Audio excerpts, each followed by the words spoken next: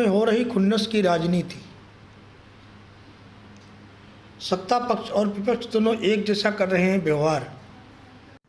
नमस्कार, कर्मभूमि न्यूज़ के सरोकार में आपका स्वागत है। पिछले कुछ दिनों से राजनीतिक तस्वीर कुछ बदल सी गई है। राजनीति में जितनी अधिक चर्चाएं समस्याओं को लेकर के नहीं होती, जन सरोकार को लेकर के नहीं होती है, उससे अधिक चर्चाएं व्यक्तिगत रूप से की जाती हैं। कितने मामले किसके ऊपर दर्ज हैं, किसने घोटाले किए हैं, यानी कि खुन्नस की राजनीति हो रही है, एक दूसरे को नीचा दिखाने की राजनीति हो रही है। ये राजनीति केवल किसी एक राज्य में नहीं, सभी जगह हो रही है। हम इस बार बात करते हैं महाराष्ट्र की राजनीति की। महाराष्ट्र की राजनीति का ही मुद्दा लेकर के हम आपके समक्ष आए हैं। इस बार महाराष्ट्र की राजनीति में अलग तरह की राजनीति की जा रही है। महाराष्ट्र में इस बार शीतकालीन सत्र की शुरुआत में दिशा सालियन की मौत का प्रकरण, जिसमें आदित्य ठाकरे को साजिश करता बताया गया। हालांकि इस मामले को देवेंद्र फडणवीस ने गंभीरतापूर्वक लिया और इस पर एसआईटी गठित कर दी।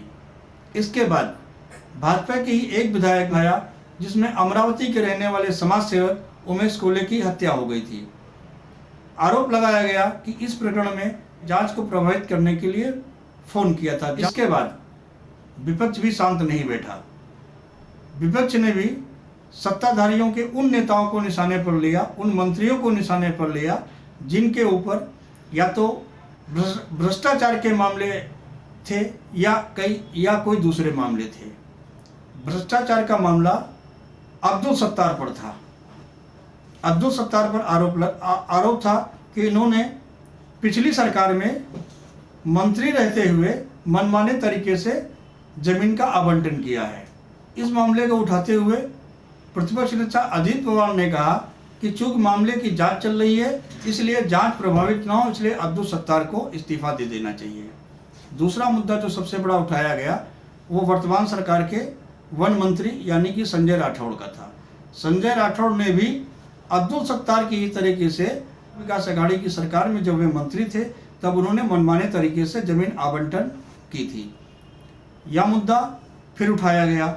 इसके अलावा संजय राठौड़ पर एक और गंभीर आरोप था। संजय राठौड़ पर आरोप था कि उन्होंने पुणे में एक लड़की के साथ में प्रेम प्रकरण का नाटक किया और उस लड़की ने आत्महत्या कर ली।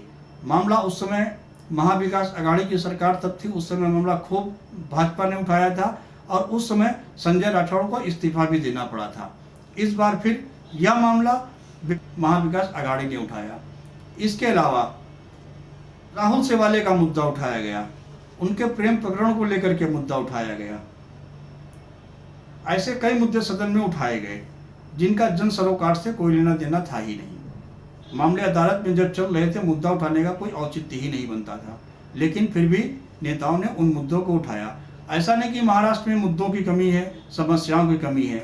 महाराष्ट्र में आज भी किसान आत्महत्या कर रहे हैं, किसानों की समस्या है, किसानों को सिंचाई का पानी नहीं मिल रहा है, बेमौसम बरसात की वजह से उनकी फसलें बर्बाद हो गई हैं, बेरोजगारी की समस्या है, कई तरह की समस्याएं हैं।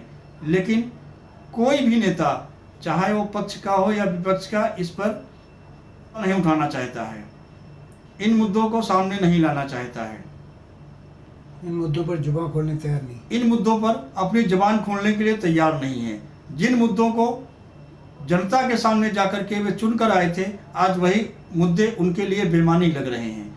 उनकी नज़र में ये मुद्दे कोई नहीं है।